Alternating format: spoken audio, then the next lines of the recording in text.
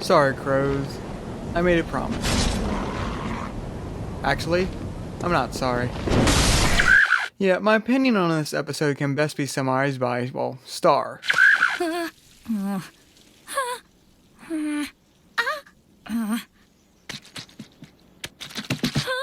meaning is, I'm sort of conflicted on this episode.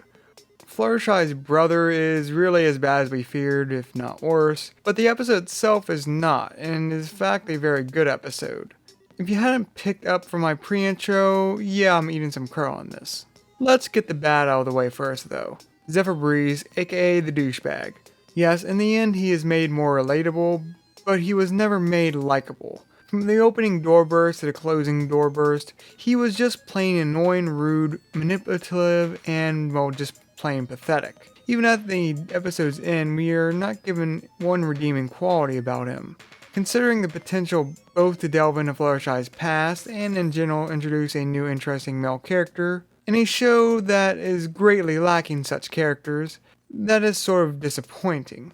That said, he was still much better than the acts, as his flaws made him very relatable to the audience, which helps round out his character to a certain degree and opens up potential for future growth.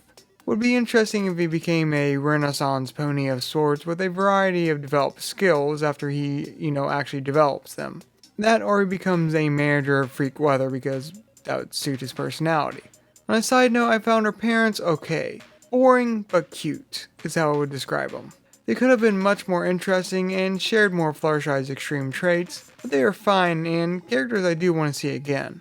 However, this episode is still good. Hell, excluding Zephyr, it's great. This was a wonderfully written episode, just below Saddle Row as the best written episode of the season thus far.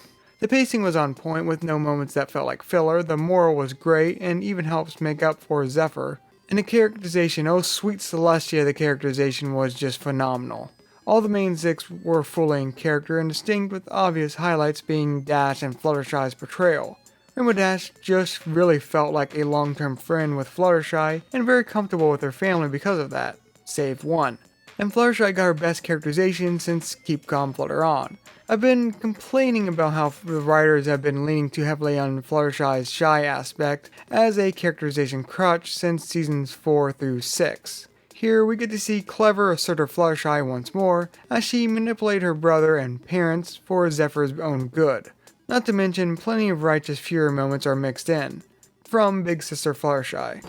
I'm sorry, but I am just so peeved right now. Oh, on another note, with her father in retirement and Zephyr her younger brother, I think this episode mostly confirms or strongly hints at Fluttershy being the oldest of the main six. Just putting it out there. But to summarize, Flutter Brutter was disappointing in the main way you'd expect, by not meeting up to Fluttershy's family's hype. But what I did not expect was such a step up in writing from Dave since his first episode Newbie Dash. It was like a writer jumping from their first season to the second season on this show, but all between one episode. Simply put, congrats, and I hope to see more of this work in the future. Well, this is the Ninja DC. Keep calm and an open mind. And please tell me your comments below.